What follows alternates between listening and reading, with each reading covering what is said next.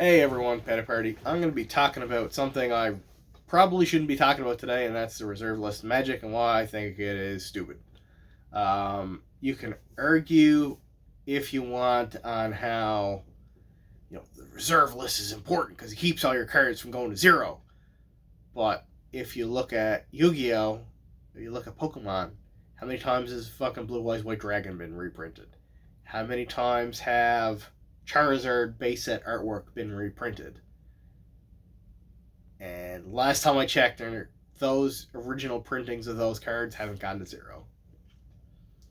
If you look at something like a Black Lotus that hasn't been actually printed in like more than 2 decades at this point, the player base, as a concept will say, really doesn't have access to the Black Lotus unless they have lots of disposable income to be able to own a copy of the card, appreciate the card, have it in their collection, play with it, whatever the hell else you do with a Black Lotus. Stare and look at it lovingly in the sunset on a beach. I don't fucking know. With Blue Eyes and Charizard, because there's so many printings of it, in my opinion, I think that helps the original printings of those cards a lot because you're attracting new, we'll say, customers to the buying pool for the original cards, because as they get older, people are going to gravitate to what's the rarest, what's the most popular, what's the most expensive if you have stupid amounts of money, and that's what's going to help lift the market up, in my opinion. If you look at something like Shivan Dragon and Magic, that card has been reprinted into fucking oblivion. I think at one point they were given away for free in tutorial decks. But if you look at the original, Alpha, Beta, Unlimited Shivan Dragon, that card is holding its price compared to a lot of the other reserve list cards. And I would argue that all the reprints have helped the price and as a result kept the price higher than it would be if, it took the Black Lotus Power 9 route and they just stopped printing it and you'll never see a copy of it again. I honestly believe that, the mass production of all these Charizards, we have in celebrations alone, you've got the ultra premium fucking metal gold Charizard base set card. And then you've got the base set reprint and the actual celebrations pack that you can get. The Japanese one comes in a promo pack. Like, you have all these different opportunities just in the last month or so to get that original artwork. And, for me as a collector, when I was a kid, Charizard was king with Pokemon. Blue Eyes is king with Yu-Gi-Oh! And everyone wanted those cards. And everyone still wants to pull that Charizard now.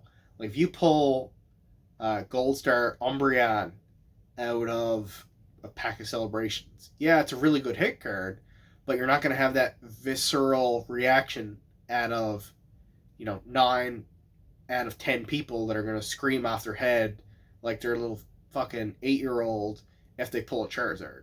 Because that's what people remember opening when they were a kid.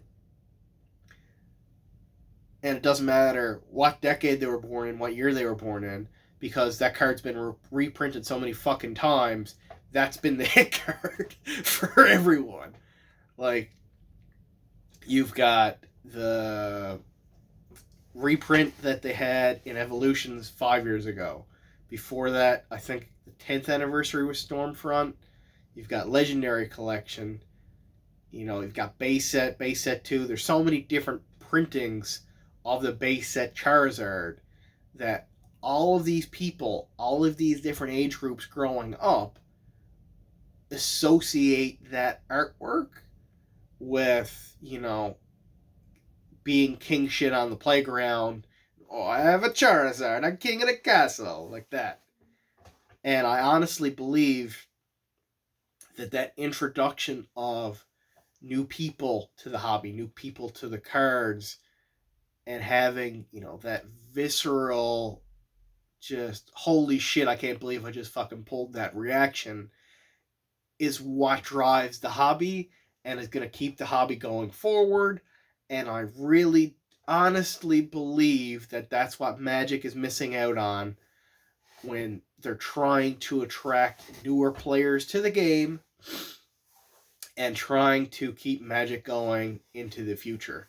Because if, from a collector investor standpoint, you've got a lot of money tied up in Black Lotuses, yeah, you know, you can make the argument that unlimited beta and alpha Black Lotus is king because of the reserve list, because it's never getting printed again. But I honestly think if it was reprinted, it would help spur the demand.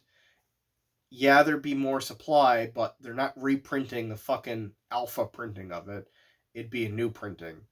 It'd be the 30th anniversary stamp on it, where you clearly know that that's a different card. That's not a beta or an alpha Mox Diamond.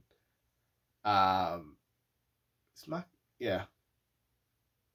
I can't fucking remember Power 9 right now. Mox Emeralds, we'll say.